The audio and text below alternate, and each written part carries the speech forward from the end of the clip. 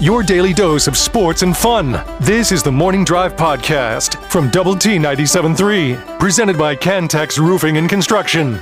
I'm Mike Hebert, owner of Cantex Roofing and Construction. Every day is game day, and we'll get it right when it comes to your roofing, construction, windows, and mirrors. Call Cantex Roofing and Construction today. Together, we are one serving you. Lubbock Sports Station, Double T 97.3 and Double T 97.3.com with Matt Estenson, who's in for Jamie Lent and Jeff McGuire on Chuck Heinz. Thoughts, comments, Yates Flooring Center chat line. If you want to pick anybody's brain this morning, you certainly can. Some good honors already for the Red Raiders on the baseball side. We're not even a week in. We're a weekend in. And already Brendan Girton named Big 12 Pitcher of the Week. And Kevin Bazell recognized as the Big 12 Newcomer of the Week. Those announcements made yesterday. Girton in the Friday season opener went 6 innings, 1 hit in relief. And so he was really good, in which he held the Bulldogs of Gonzaga 1 of 18 and struck out 6. He got the win. It's his first Pitcher of the Week honor. Meanwhile, for Kevin Bazell, he hit .417 in the first 3 games of this Red Raider sweep that eventually took place as of yesterday. So goes 2 for 5 in the first game, and then had a 2 RBI effort on Saturday, and then Sunday had a double and a home run as he's the Big 12 Newcomer of the Week. That's a good week. Yeah, not a bad week at all.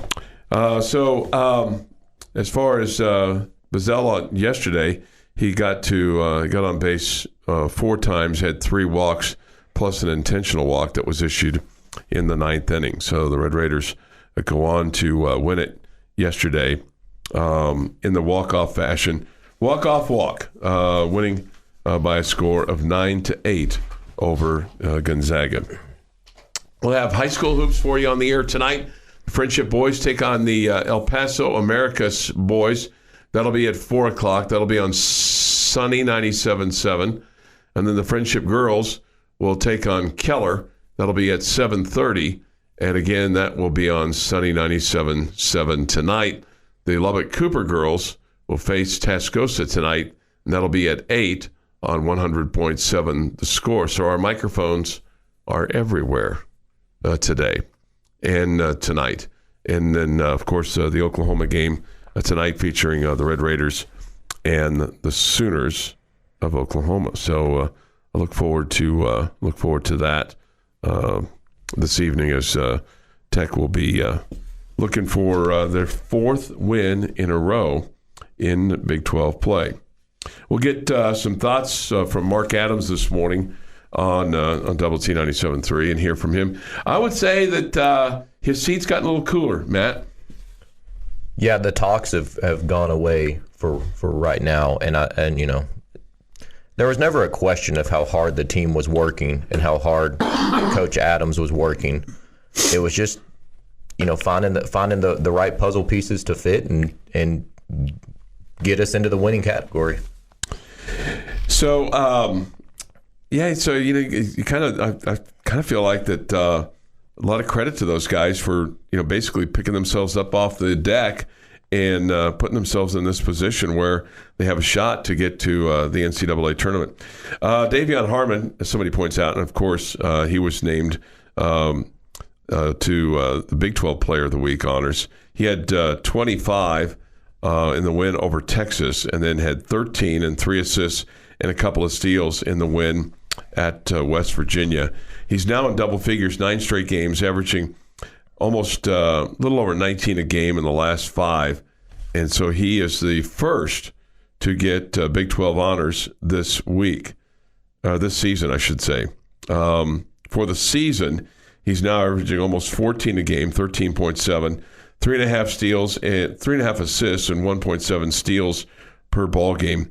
He comes into the week with 1,299 career points. So he has, you would think, really, really good shot at getting to 1,300 tonight. So that'll be cool for him. So good for him, and good for his turnaround as well over the last 5 games for this Red Raider basketball team. As far as the baseball from yesterday, God, just the wind and the effort that it took. I was driving by the stadium. I was on the Marcia Sharp, but man, I could see what was going on over there. Just the top of the stadium, it was just blowing so hard.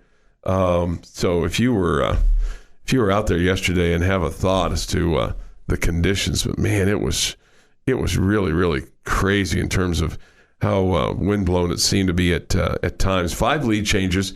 Tech got behind 3 different times. Of course, they had the bases loaded walk. Had the 20 players that contributed from the roster. Coach Tim Tadlock, after the game, says a lot about their preparation, says a lot about their character. Obviously says they're competing. They know they're going to get an opportunity, and they were ready when their name was called to come off the bench. 2 really big at-bats to me. So in the ball game. So that's cool when you are able to call on your team like that. Tech not back in action until Friday when they take on Western Illinois. So your golf game yesterday, did it go well? It went good. The conditions, it probably wasn't the most ideal day to go out there, but when it comes to golf, you got to. Any miracle shots? No. When you're an average golfer, I would say I'm probably more below average. The weather really didn't play too big of a factor. I shot what I typically shoot, but it was fun. It was a good time. The Red Raiders now, according to Joe Lunardi, have put themselves in the next 4 out. That's after the win over West Virginia, and with 4 games remaining, they still have a lot of work to do, obviously. But you've kind of put themselves in a much better spot where at least they're in this conversation. Their final 4 games feature Oklahoma tonight. Then number 24 TCU here in Lubbock on Saturday morning. That'll be an 11 a.m. tip. Then they take on third-ranked Kansas and then finish up with Oklahoma State. The article that I'm reading says surging Oklahoma State. They didn't surge so much last night as they got smoked in Morgantown. What do you think about these games where, like for Tech, they just played at home. They just played on the road at West Virginia. They get home reasonable hour on Saturday, but then have to turn right back around and go on Monday to Norman. It is what it is. I mean, this is all about the television. It's all about the money. It's all about having the big matchups, whether it's on Big Money Monday or Super Tuesday or what have you. But gone really on the men's side of the traditional Saturday, Wednesday. So you don't really get your rest like you normally would or have had in some years. Yeah, and I think there's you always talk about control what you can control, and that's something that I know Coach Adams will have the team ready, and that's out of their control. So I'm not a fan of it. I think it makes for quick turnarounds, but hopefully the men's basketball team will come out and hungry, and I think they will. And when you looked at that last game with West Virginia, Jalen Tyson, if that production is there as it was, this game against West Virginia, I think that the men's basketball team will be sitting okay. I mean, going 11 of 15, 27 to end the night. What a great night for him. Yeah, Tyson was huge on Saturday against West Virginia, and you'd certainly love to see more of that tonight. When they take on the Oklahoma Sooners. 6:24 this morning here on the Morning Drive. Thoughts, comments?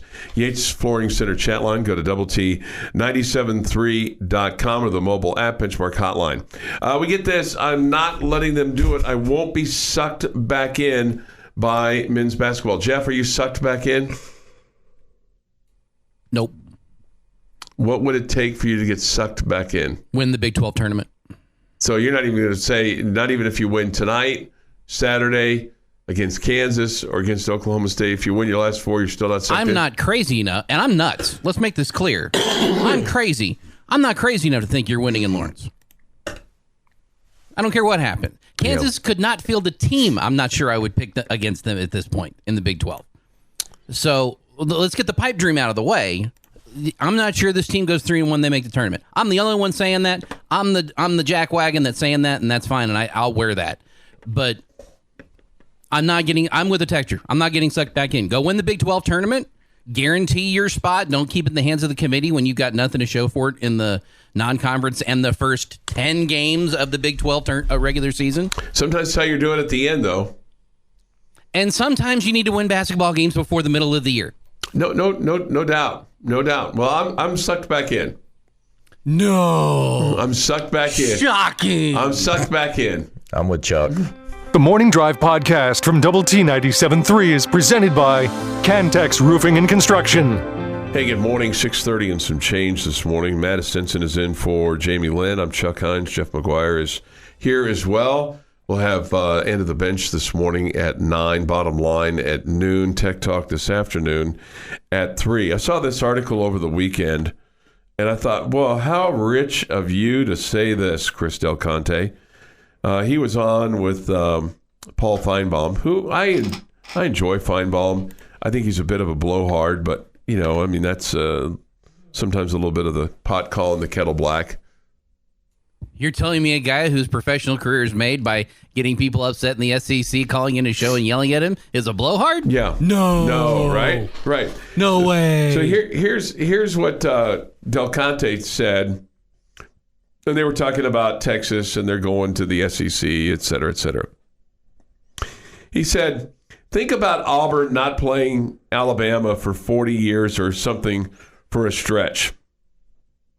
I could never imagine that. I think what makes college sports so great is those rivalries, those deep-rooted family rivalries that last a lifetime. You cherish them. Your mom and dad took you to the game. Their parents, your grandparents took them. When you can see the rivalries between schools and what it means, those rivalries are so important. To not play Texas A&M for all these years, it's just sad and ludicrous. I feel bad for our fans, and I feel bad for the state of Texas. Hey, moron, look in the mirror.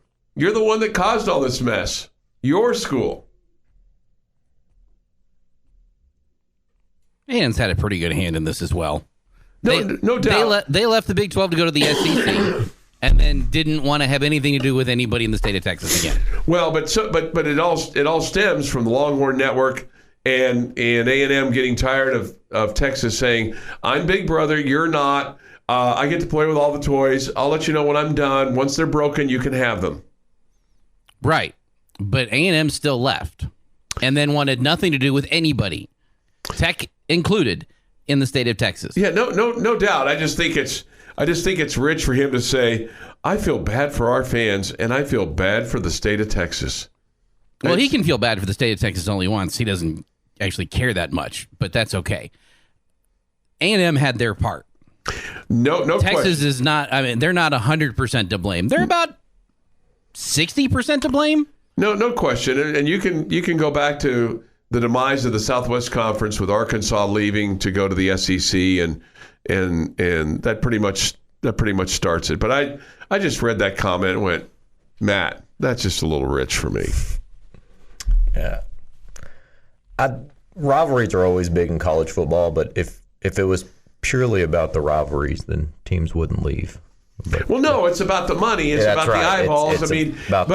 But it's sad. And what they're going to do is they're going to kill the golden goose. I think at some point in time, people are going to go, hey, you know what? I don't know anything about Central Florida. I don't know. I don't really care about Cincinnati. I don't care how they make their chili. I don't care how they make their spaghetti. BYU, they can go, off and do their own thing all they want. I just think it's. And the cart is way left the barn on this. The horse is out of the barn. The cart, whatever analogy that you want to say, it's all gone. I just think it's incredibly sad when you have all these longtime rivalries, whether it's Tech Texas, Tech A&M, Stanford and USC, blah, blah, blah, blah, blah. But for him to come out and say that, I thought that was really rich.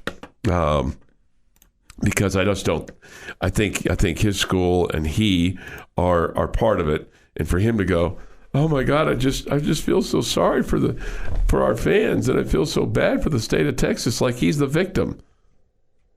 You're not the victim, Chris. You're a cause of the problem. You're a cause of the problem. I don't know if you saw this yesterday or not. Red McCombs, former owner of the Spurs, the Nuggets, and the Vikings, dead at 95. Big car dealer too, back in the day. Made a lot of money doing that.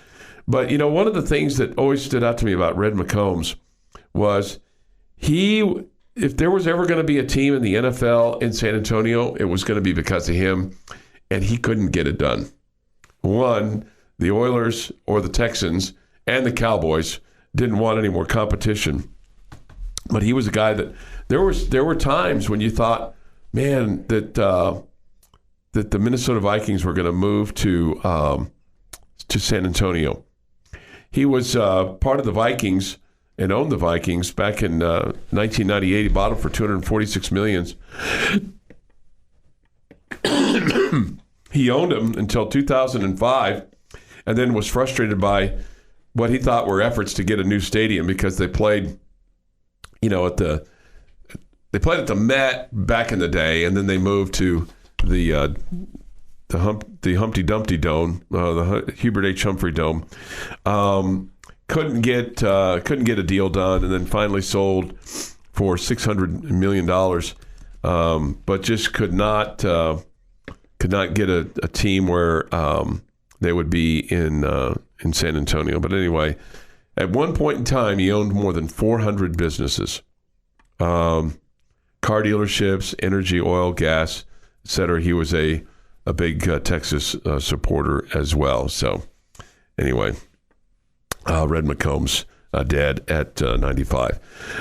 King Craig says this, just say it, the new Big 12 will be a mediocre conference. I don't know about mediocre. I think it'll be a more competitive conference.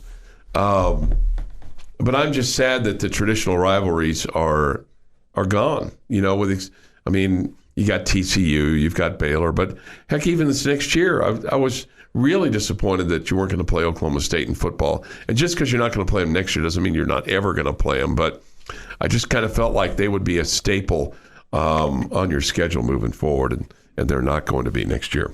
Yeah, and with that, I'm probably in the minority when it comes to that. I mean, I am sad that the rivalries are gone. The Texas and OU is going to the SEC. But I'm excited for the newness. I'd be honest. I'm kind of excited to see some new blood come into the Big 12, and geographical wise, it spreads us out, which will hopefully provide more fans and gain some more following for the Big 12. Yeah, and I guess the other thing, though, is that with the geographic spread out, it makes it more and more difficult to go to games. It's harder to go to games, and it's harder for the student athletes because those quick turnarounds are long trips. Yeah, I mean, for the football, it's not that big a deal. For the basketball, it's not as big a deal. It's not a big deal because both the men and the women are flying charters. They're in and out of these cities so fast you can't even you barely blink.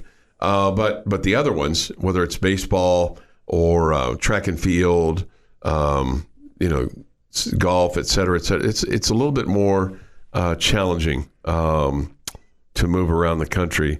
Like they are. I mean, and it's only going to get more. The footprint's only going to get more because, the word is out now that, the Big 12 wants to expand and should expand. Should go west, should go get somebody out of the Pac-12. I'm sure they're working on that, whether it's Arizona State, Oregon, Washington, somebody along those lines, Utah. It's going to happen, probably sooner than not because of the Pac-12 and their media agreements. They're not getting the numbers that they want because the big guys just look at them and go, God, we just don't care anymore. Yep. You don't have UCLA, you don't have USC, you don't have some of these bigger schools that have big, huge, large numbers of following. I know that you've got Oregon and Washington out there, but does that really move the needle from a television standpoint anymore? And it just doesn't. Will Oregon be the next one if you had to maybe I think probably Oregon and Washington go together. Yeah. I think probably those two would go together at some point in time, just in terms of travel partners, et cetera, being proximity, somewhat proximity to each other. It makes complete sense to me. Yep. 6:39. If you have an opinion on that, hit us up. Yates Flooring Center chat line. Go to WT973.com for that. This Day in Sports History is next at 6:45. We'll hear some comments from Mark Adams on tonight's basketball game. Tech and OU from Norman and the Lloyd Noble Center. That'll be tonight. Our coverage at 7, tip at 8 here on Double T 97.3. Your daily dose of sports and fun. This is the Morning Drive Podcast from Double T 97.3, presented by Cantex Roofing and Construction. We'll have high school hoops for you today. 3 different ball games involving 2 schools. Friendship takes on El Paso Americas. This is boys action today from Fort Stockton. That'll be a 4 o'clock tip time on Sunny 97.7. Also on Sunny tonight, you'll have the Friendship girls. They take on Keller. Keller's 27-8, and Friendship is 28-6 from the campus of McMurray University there in Abilene. Also tonight, the Lubbock Cooper girls play Tascosa, and we'll have that tonight at 8. That comes to us from Wayland Baptist. Cooper 27-6. And Tascosa 26-5. Tonight in Littlefield, man, town of Littlefield is going to get expanded a little bit tonight. You'll have 29-3 Monterey against Amarillo High. This is Region 1 quarterfinal action. Also tonight, this will be over at LCU if you want to see some girls action. Canyon and Seminole play. And then tonight in Clyde, Estacado at 23-11 faces Stephenville. They're 31-4. Levelland and Glen Rose tonight at Abilene High School. Levelland, the Lobos are 32-3 on the season. So those among the games tonight, as far as that is concerned. Idalou with an upset over Bushland last night as they played at Canyon Randall, and also last night at Canyon, Shallow-Water, a winner over Childress last night. So there you go. There's a little bit of the girls' action, and then the Friendship boys' action that's coming up later. Shelly is in Austin. She's looking at the UT Tower right now out of her hotel window. I'm not tipping my hat. I'm giving them a salute of a different kind. Okay. I'm good with that. You good with that, Matt? Yep. The Red Raiders take on Oklahoma tonight. We'll have the game for you at 7, tip at 8. Here's Coach Mark Adams. He talks about what you just talked about just a moment ago, getting that first road win at West Virginia. And here's Coach Mark Adams on getting that first road win. Yeah, I think that West Virginia might have been our biggest game of the year because it gave us a road win. It is so difficult in the Big 12 to win on the road. So there's a toughness, there's just a mentality that you have to have, and then you have to be consistent. And I thought, for the most part, for 40 minutes, we stayed fairly consistent. We didn't have any big droughts where we couldn't score and stop them, and that was a huge plus in that game against West Virginia. I hope we can continue doing that. It's Mark Adams. He also talks about Davion Harmon. Harmon played at Oklahoma before transferring to Texas Tech, and here is Harmon playing OU after being there. Sure, he's, Davion's a big part of our offense and our defense. He's extremely quick, and when we get the ball out to him in transition, he's exceptional and one of the fastest guards in the league. And he's been playing really. He didn't have as good a game against West Virginia, but at that point, he's had some huge games, and he gets to go back to Oklahoma, where he was there for a couple of years. So I know he has a little more incentive to beat those guys, and so I know he'll be ready to play. He played at Denton Ryan, and a couple of his teammates played for TCU. So obviously that was a really, really talented team. But it's got to be, I'm sure, motivating for him, Matt, going back to OU and take on a team where he used to play. Yeah, I think anytime you get to go back to where you're, at one point or another in your life, you call somewhere home, there's a little extra motivation to go out and Davion Harmon plays hard from start to finish anyways, but, to say he can play harder, I don't think. I mean, the guy, like I said, is 100 miles an hour and plays with so much intensity, so I think he'll come out and do what he does. He is on his third school, Texas Tech. He played last year at Oregon, and then before that played at Oklahoma. Yep. So he's got another year left after this one. So that's the good news out of this whole deal. But man, this whole transfer portal stuff is just a mess. It's almost like. I think you're a bit of an NBA guy, right? I enjoy the NBA, yeah. So one of the things that I really just don't understand about the NBA is you have all these trades, and then you have teams that buy out players, and then they go to where they want to go. And I'm sure it's all contract related and cap related and, ways to avoid the luxury tax or whatever. But man, it's just so hard and confusing to really identify a player with a team anymore. No, you're 100% right. And let me put prefaces is I enjoy basketball. There's plenty of things about the NBA I don't enjoy. But yeah, the something that grinds my gears is players that ask and want the big contract, right? Typically on a contract year, they are on their best behavior. They play ball and they sign a 3, 4, 5 year contract for all the money, and then within 6 months they are asking for a trade. That I just and as you said, I'm sure it's contract related for teams, but I also think that for a lot of the organizations and teams, I think that they almost feel like there's no other option, right? If you don't trade these star players when they ask, then maybe stars going forward will not want to come to your team. Well, it's just so crazy, like Durant going to the Suns for like 4 first-round draft choices. You just and they're so far out. They're like, to 2028, and you're just like, okay, so do we really think that Kevin Durant's going to win an NBA title with Phoenix? I don't think he will be with Phoenix for 2 years because that's the going trend. Is he constantly asks for trades, and that was, I like to see the Mavs do well. They're a home team for us here in Texas, but I was not for the Kyrie trade because, again, the same thing. The fear of giving that guy any kind of contract beyond the rest of this year is mind blowing to me. Yeah, where have we seen any of it work? I mean, so what do we think is going to be different with the Mavericks? I mean, clearly it didn't work in Boston, didn't work in Cleveland, didn't work in Brooklyn.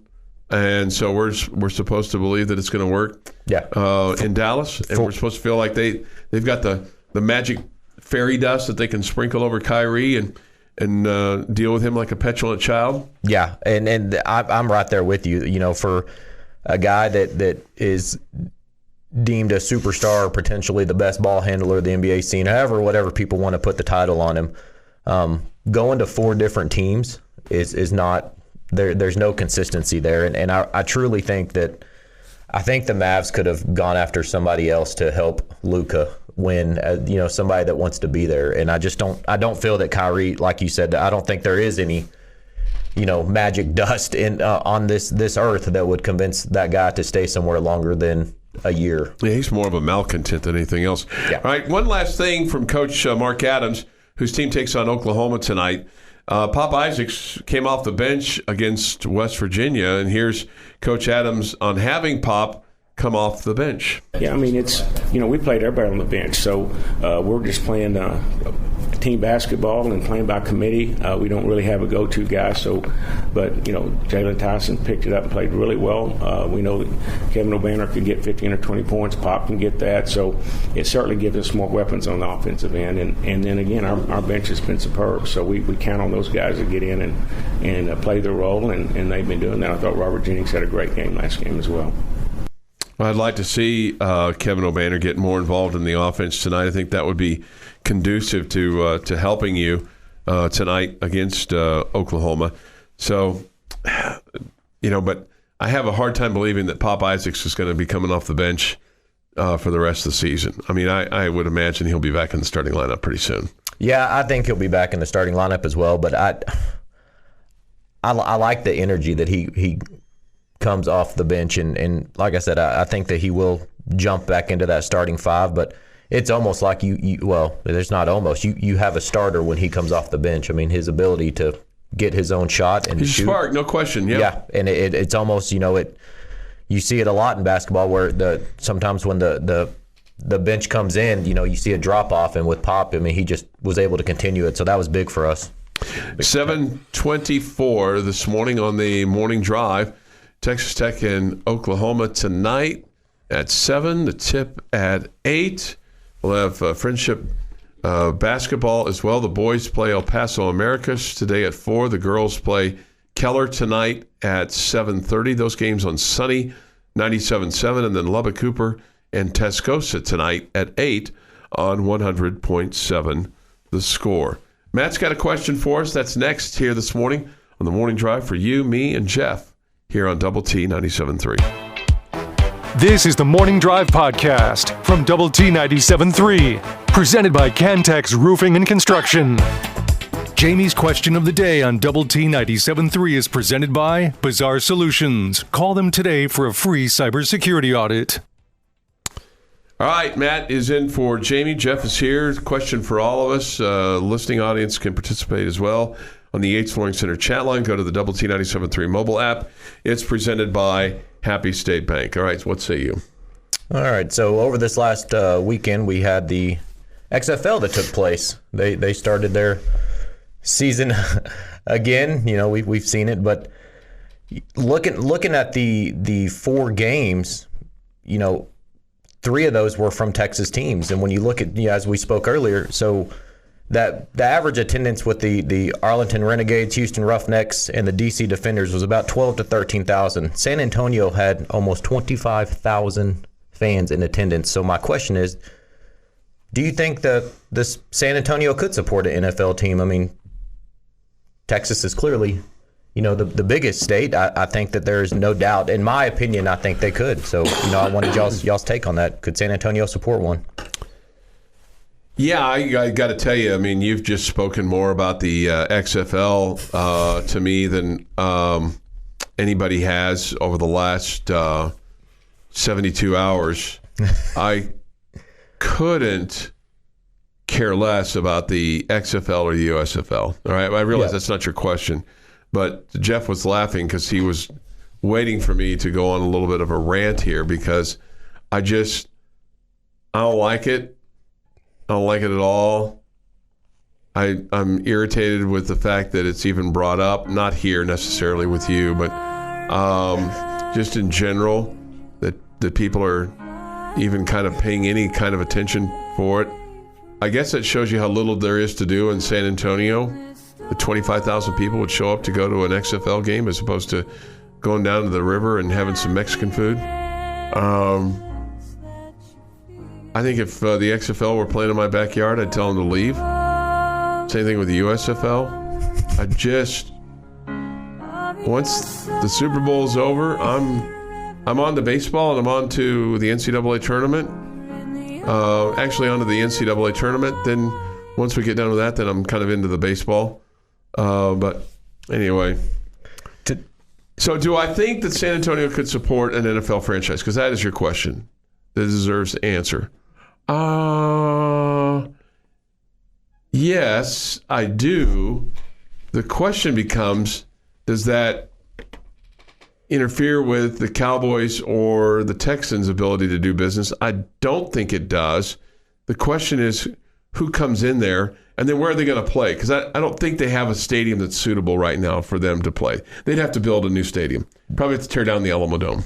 They would have to build a new stadium, and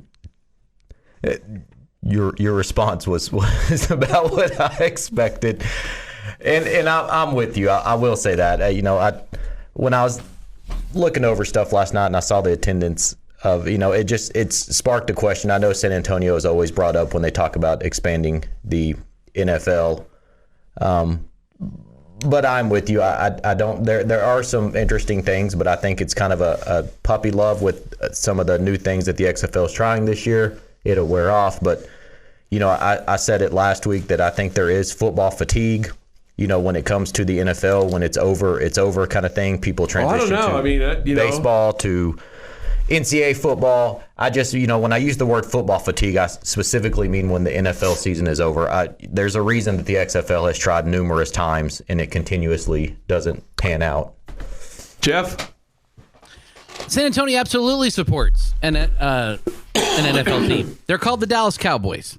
And as long as Jerry Jones is involved with the Dallas Cowboys, he is not letting another Texas team in the state. The only reason Houston got one with Jerry as powerful as he is because they had one before. And he needs an in-state rival. He got one in Houston. He's really? fine there. Are the Texans a rival? I wouldn't deem a rival when they're on a different conference. And, they're not even on the same playing field. When typically. the Texans play the Cowboys, it's a big deal. It's maybe a bigger deal for the Texans than it is the Cowboys, but it is still a big deal because it's right up I-45. The two cities hate each other. The fan bases hate each other in every aspect of that you can name. So it becomes a big game. It's not like Washington or New York or Philly. It's probably on the same level as like Green Bay or San Francisco when it comes to the Cowboys. Yes, we hate them. We don't hate them as much as the teams that we face twice a year every year, but they're on the list. Okay. Do the Cowboys hate the Texans? Cowboy fans hate the Texans more than the Ranger fans hate the Astros, or No. the Maverick fans hate the Rockets? Mavericks fans hating the Rockets, I would lean that more toward San Antonio with regards to the Mavericks fans because the Rockets have been so bad for so long. It's hard to kick the slow kid. That's where the Rockets have been for a while. But do the Cowboys hate the Texans as much as the Rangers hate the Astros? No. Do the Texans hate the Cowboys as much as the Rangers hate the Astros? Yes. Do the Cowboys even know that the Texans exist? Oh, sure. Okay. Yeah. You are aware of that game on the schedule. Again, it's on I would put it at the same level as San Francisco and Green Bay of teams that you hate. When they're on the schedule, you want to make sure you win that game, but it's not one that's Philly twice, Giants twice, Washington twice, that you're like, no, those teams need to die. We don't like these other three, but those three need to die. I just never I just never considered that a rivalry game myself. I don't. But yeah. Jeff. Cowboys look at Texans as little brother. Don't care enough. Red Raider 2 Guns. Houston has a football team. This from Johanna. Some of us enjoy football. Some of us enjoy whatever football we can get until fall. We've gone to a USFL game in my city, Birmingham, and it's fun to watch. Not as fun as college, but it's a good way to go out on a summer night. This from Lindale Jeff. Just like a KU alum and Chiefs fan, my team won it all. Nobody else gets a chance. Hey, you're allowed to get better, Jeff. You're allowed to get better. This, right on, Chuck. Who is Matt and why are we talking about the XFL? That from Howell. We weren't talking about the XFL in the question. We were talking in the question about could San Antonio support an NFL team. Right. Chuck decided to take the XFL bait and go on a 2-minute rant. Sure. Well, it wasn't quite 2 minutes. This, get off my lawn. Chuck, show me on the doll where the NFL touched you. Wow. XFL. Chuck, show me on the doll where the XFL touched you. Chuck. Just a fun fact about the San Antonio XFL team: T.J. Vasher and Rico Jeffers is on the team. Oh, how about that? Yeah. Well, I hope they do well. As long as the league stays afloat. As long as it stays viable. I just don't think spring football can work. I just don't think it can work. I'm with you. I think college baseball and the gearing up of football and March Madness and just everything like that, I think that the footprint is so massive that it's really hard for anything in terms of the XFL to transition to something positive, or longevity, I guess would be the word. Here's the beautiful thing about the Yates Flooring Center chat line. Back-to-back texts just a few seconds apart from Syntex Hank. Jeff is the only one who nailed it. And this, McGuire is so wrong. Cowboys don't even know Texans exist. Okay. I love that. Back-to-back. Completely different answers. Chuck, if we win today, are we firmly on the bubble? Yes, I think so. But I think you got to win Saturday against TCU. I don't think you have to beat KU, but I think you have to beat Oklahoma State, I think you have to win 3 of your last 4. Three of our last 4, is that with a win coming in the Big 12 tournament after, or do you think 3 of 4 and you're in? I think you probably have to win 1 in the Big 12 tournament. Okay. But some of this is going to depend on what the bid stealers do and things like that. I mean, are there some upsets even in your own tournament? I mean, if Oklahoma were to come in and win the Big 12 tournament, for God's sake, I mean, you're probably not going to get in. Oh. But I don't necessarily see that happening. But first things first, I mean, you can only worry about the one you've got tonight. This from Texas Texan. I think the XFL could be an incubator. They have some interesting things going on. An incubator. Okay. The Morning Drive podcast from Double T 97.3 is presented by Cantex Roofing and Construction. Thank you for being with us today on Lubbock Sports Station, Double T 97.3 and Double T 97.3.com. Matt is in for Jamie this morning. Jeff is here as well. At 9, it's the end of the bench, bottom line at high noon today. All right, so what's your take on length of college football games compared to the NFL? Does it bother you? Is it something you think about? Is it something you'd like to change? What's your take on that? It's something I typically don't think about. I just enjoy the game. Okay. Do you view in your mind that the NFL game goes faster than the college game? No, I don't even feel that. I okay. Just never gave it a thought. All right, so there's college football rule changes, basically, and what they're saying is, this is what they always say, they're meant to reduce plays for both player safety and game length reasons. All right, let's just call it like we see it here. This is all about getting the game over so they can go to the next game. This is not about player safety, but they patronize us by saying it's about player safety. It's kind of like when the Texas lottery came out, 30-something years ago, and go, this is for the children. This will help us pay for education.